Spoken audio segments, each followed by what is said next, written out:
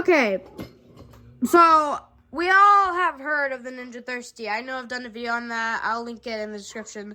So, we have our own canister that comes with it, and it's big, but what if you wanted more? Like, you just wanted more.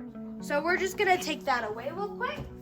And look, so we have our canister right here that's connected on the hole.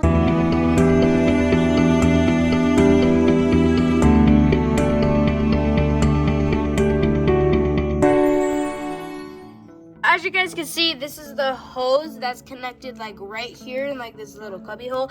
And if you guys want this, I'll link this in the description below. Okay, so a little quick thing, this comes inside the back, but what you're gonna have to do is you're gonna have to take this off because it won't like stand that well.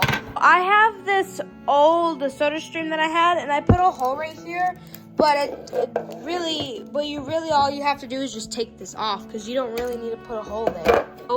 And this hose leads all the way to this canister. So where you can get like this little container or canister, you can get it at your local welding shop, or you can get it anywhere that sells like gas containers. Like right here is. So as you guys can see, this is a 5 gallons. They also have like 20 gallons, and I'm pretty sure they have 200 gallons.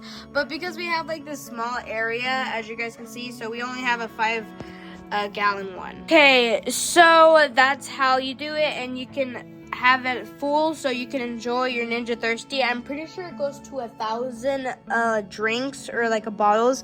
Well, this one goes up to 100, so that's just like a hack of how you can do more. And also, if you guys want soda, you can get like these, and once your guys is done with these, you can get like those little, you could get like those little syrup things from Walmart. They have like those little bottles of them, and when you're done with these bottles, you're not gonna throw it away. You're just gonna take the wrapper off. You're gonna write what soda you want on it, and you're gonna open this up.